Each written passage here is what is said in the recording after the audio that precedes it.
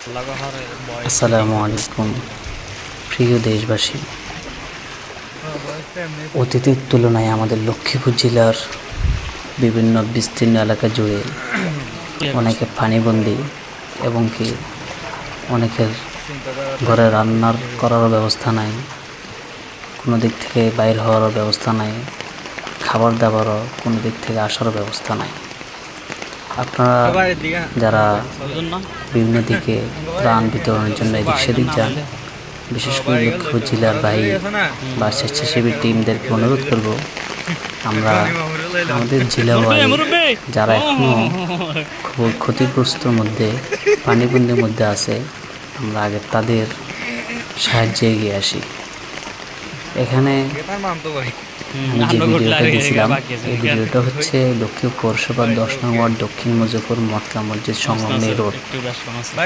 এই রোডে ফরাজি বাড়ি আছে, মিস্ত্রি বাড়ি আছে, আর এদিক সেদিক অনেক বাড়িঘর আছে। দেখেন ভিতরে অনেক বসত পানিবন্দী, এদিকে সবাই খাবার দিচ্ছেন এবং কি পাকশাক করার কোনো ব্যবস্থা নাই।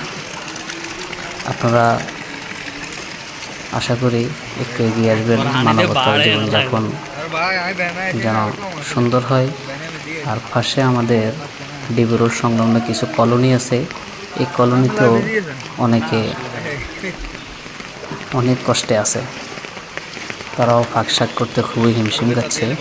আমরা আশা করি সবার মানবতা এগিয়ে আসবো।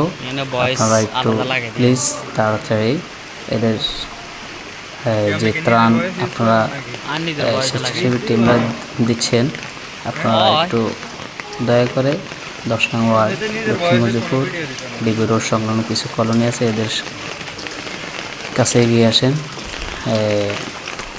অনেক পানিবন্দী আছে, বৃদ্ধ বাবা মাও আছে, ওদেরকেও পারলে উদ্ধার করেন। বিশেষ করে লক্ষ্মীপুর জেলা যারা আছে তারা এগিয়ে আসেন শহর কেন্দ্রিক। আর আমাদের লক্ষ্মীপুর জেলায় কমলনগর রামগতি উপজেলার বিস্তীর্ণ এলাকা জুড়ে কিছু শহর অঞ্চলে অনেক গ্রাম পানিবন্দী। কিছু ঘরের মধ্যে খাবার দাবার এখনও রান্নাবান্না হয় নাই, শুকনা খাবারও খুবই সংকট। আমরাও সেদিকে লক্ষ্য রাখব।